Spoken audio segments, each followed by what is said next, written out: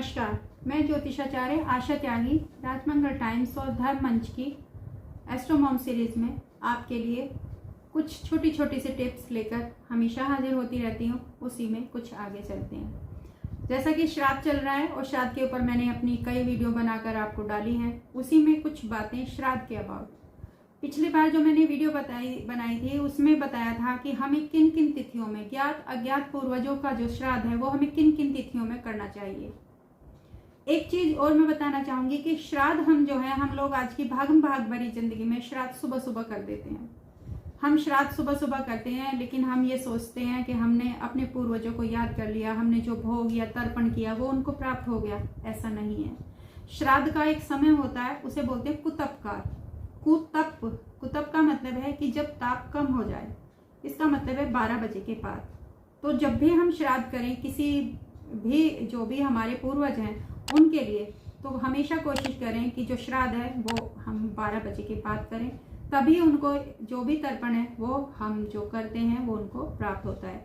क्योंकि सुबह के समय में दैवीय शक्ति इतनी प्रबल होती हैं या इतना वो होती हैं कि वो उन हमारे पितरों को, उसको हव्य बोलते हैं, प्राप्त नहीं करने देती हैं। इसलिए आजकल जो पितृ दोष लगने का कारण है यही है। पहले के समय में क्या है कि लोग खेत पर जाते थे, सुबह सुबह बड़े बुजुर्ग जो भी हैं लोग, जेंट्स लोग चले गए, पुरुष वर्ग जो है खेतों पर चले गए।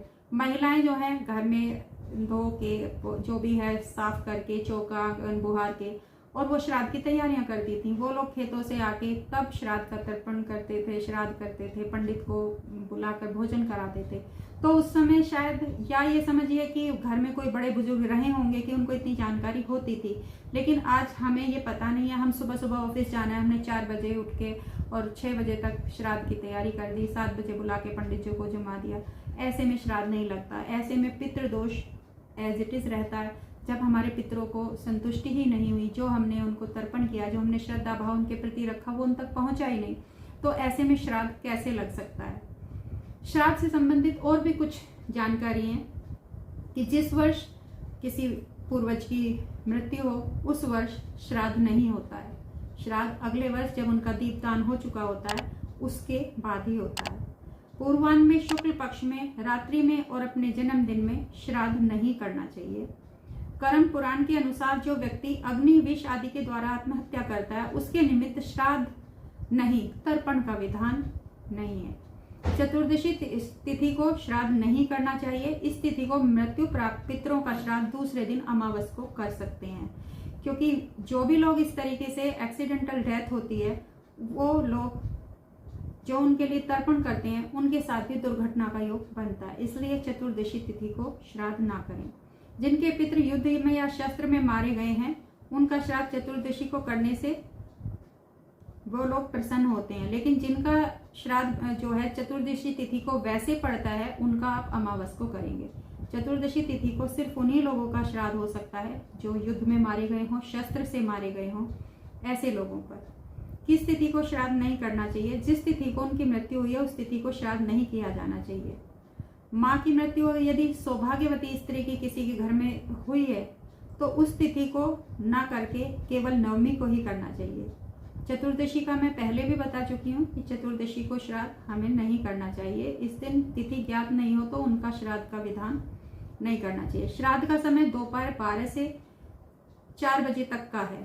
ये कुतप काल होता है। ना तो संध्या ही होनी चाहिए, ना सुबह ही होना चाहिए, ना प्रातः काल में हमें श्राद्ध करना चाहिए, ना संध्या काल में। ये हमें कुतप काल में 12 बजे से 4 या 5 बजे के बीच श्राद्ध करना चाहिए। पितृ पूजा करते समय हमें क्या क्या सावधानी रखनी चाहिए? पितरों की पूजा के समय जनेऊ या बाएं हाथ से जो भी है अपशब्द या जो भी है वो दाहिने हाथ से करना चाहिए। वामवर्त या विपरीत क्रम से गंध, जल, धूप आगे उनको प्रदान करते रहना चाहिए।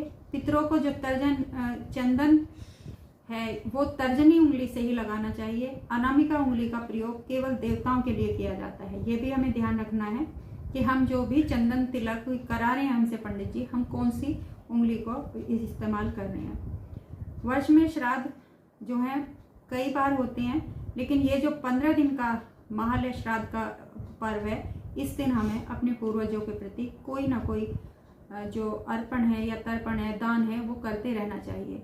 मैं यही कहूँगी बार बार कि 16 दिन में हमें 1 लोटे जल का तर्पण तो करना ही चाहिए। गाय को हमें चारा खिलाना चाहिए, चींटियों को हमें आटा डालना चाहिए, या जो कौवे वगैरह हैं उनको भी, जो भी पशु पक्षी हैं उनके प्रति कुछ भी हमें भोजन का इंतजाम करना चाहिए।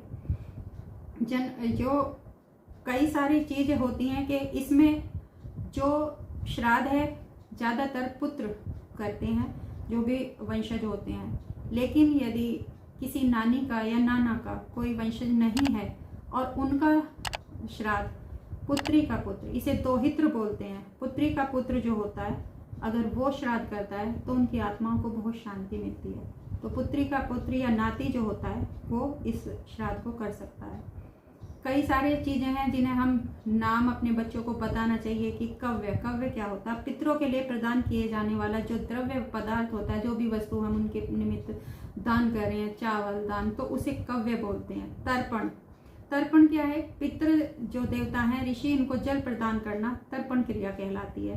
दोहित्र मैंने बताया कि दोहित्र जो है वो देवता या नाती या पुत्री का पुत्र जो होता है, इसे दोहित्र कहते हैं। दोहित्र जो है कपिला, गाय का घी, ये तीनों श्राद्ध क्रम में विशेष महत्व रखते हैं। दोहित्र हो या पुत्री का पुत्र, गेंडे के सींग से बना हुआ पात्र हो और कपिला गाय का घी हो, ये तीनों श्राद्ध कर्म में अगर इस्तेमाल किए जाएं तो इससे बहुत ज़्यादा पूर्वजों को हमारे शांति मिलती है। नारायण बलि, दुर्गति से बचने के लिए किया जाने वाला प्रायश्चित स्वरूप अनुष्ठान जो विधि विधान से किया जाता है उसे नारायण बलि बोलते हैं। पवित्री, कृष्ण और उसके द्वारा बनाई गई एक अंगूठी जिसे अनामिका उंगली में पहना जाता है। जब हम श्राद्ध पक्ष में या पंडित जी से हवन कराते हैं और वो हमसे इस तरीके से तर्पण कराते हैं तो वो एक उंगली में हमारे वो बना के अंगूठी से पहनाते हैं कुशा की। महालय, महालय का मतलब है भाद्र शुक्ल पक्ष पूर्णिमा से आश्विन कृष्ण पक्ष अमावस्या तक की जो अवधि है। मार्जन, जो जल का छोटा सा लेकर किसी चीज को पवित्र करना, इस तरीके से ओम पवित्र पवित्र जो करते हैं। सपिंड, सपिंड होता है स्वयं से लेकर पूर्व तक की 7 पीढ़ी तक के जो पुरुष हैं उसे हम सपिंड बोलते हैं। सोदक, 8 पीढ़ी से लेकर 14 पीढ़ी तक के जो पुरुष होते हैं उन्हें सोदक बोलते हैं। सैगोत्र, 15 पीढ़ी से 21वीं पीढ़ी तक के जो पूर्व पुरुष होते हैं वो सैगोत्री होते हैं। सव्य, जनेऊ को बाएं कंधे पर डालना, दाहिने हाथ के नीचे करना। इसके विपरीत जो अपसव्य है विधि कहलाती है, अर्थात जनेऊ को दाहिने कंधे पर डालकर बाएं हाथ के नीचे करना। दूध, शहद, गंगाजल, केसर, गंध, वस्त्र, पुष्प आदि जो हैं, ये इन सब चीज का हमें जरूर ध्यान रखना चाहिए, जरूर इस्तेमाल करना चाहिए श्राद्ध में। काले तिल, जिस समय किचन में श्राद्ध का खाना बन रहा है या पंडित जी के लिए जो भी भोग हम बना रहे हैं उसमें काले तिल का इस्तेमाल जरूर करना चाहिए। तोरी के पत्ते या तोरी की सब्जी बना सकते हैं हम। अगर कोई और भी सब्जी बना रहे हैं, कोई सूखी सब्जी बना रहे हैं तो उसमें तोरी का जो पीस है वो कट करके हम डाल सकते हैं। एक तोरी का कुछ टुकड़े करके डाल सकते हैं। तोरी का बहुत ज़्यादा महत्व माना गया है। 2 या उससे कम आयु, 2 वर्ष या उससे कम आयु के बच्चे की जो वार्षिक तिथि है उसका श्राद्ध नहीं किया जाता। 2 साल या उससे छोटे जो बच्चे चले जाते हैं उनका श्राद्ध नहीं होता। यदि मृतक 2 से 6 वर्ष आयु का है तो भी उसका श्राद्ध नहीं किया जाता।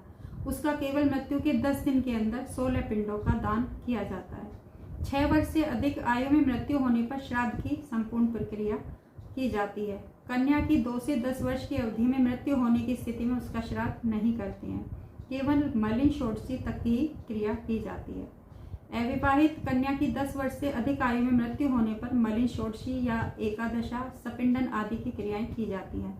विवाहित कन्या को मृत्यु होने पर माता पिता के घर में श्राद्ध आदि की क्रिया नहीं होती है, ये पति के घर में ही किया जाता है। श्राद्ध के जो पदार्थ हैं उसमें हमें क्या क्या चीजें ज्यादा यूज करनी चाहिए? गेहूं, जौ, उड़द, फल, चावल, शाक, आम, करौंदा, ईख, अंगूर, किशमिश, बिंदार, किंद और शहद, लाजा, शक्कर, सत्तू, सिंगाड़ा, केसर, सुपारी, इनमें से ज्यादा जितना भी हो सकता हो ये पदार्थ हमें जो है श्राद्ध में शामिल करने चाहिए। तीसरे पहर जो होता है, जो एक तरीके का अभिजीत मुहूर्त भी होता है, 12 बजे से रोहिणी नक्षत्र उदय काल में अक्षय फल दानकर्ता को मिलता है। जल अर्पण के लिए श्राद्ध के लिए कुतुब काल दिन में 11:36 से और 12-24 के करीब होता है। इस टाइम में हमें जल का अर्पण करना चाहिए। तो ये थे श्राद्ध करने के नियम कि हमें क्या क्या करना चाहिए। श्राद्ध के दिन दही नहीं बिलौनी चाहिए, चक्की नहीं चलानी चाहिए, चक्की तो अब नहीं चलती, मिक्सी की आवाज़ हमें कम से कम करनी चाहिए, बाल नहीं कटवाने चाहिए, बाल नहीं धोने चाहिए। श्राद्ध से पहले हमें बाल नहीं धोने चाहिए। मशीन लगा लेते हैं हम कपड़े धोने की, तो कपड़े नहीं धोने चाहिए। सामाजिक या व्यापारिक संबंध स्थापित नहीं करने चाहिए। श्राद्ध के दिन क्या क्या नहीं खाएं? बैंगन, गाजर, मसूर, अरहर, गोल लौकी, शलजम, हींग, प्याज, लहसुन, काला नमक, काला जीरा, सिंगाड़ा, जामुन, पीपली, महुआ, अलसी, पीली सरसों और चने का प्रयोग श्राद्ध में निषिद्ध है। जैसे ज़्यादातर लोग क्या छोले की सब्जी बना लेते हैं, तो इस तरीके की सब्जियां नहीं बनानी चाहिए। तो ये थी कुछ जानकारियां श्राद्ध के अबाउट। अगली वीडियो में फिर कुछ टिप्स लेकर आपके साथ हाजिर होती हूँ। तब तक के लिए नमस्कार।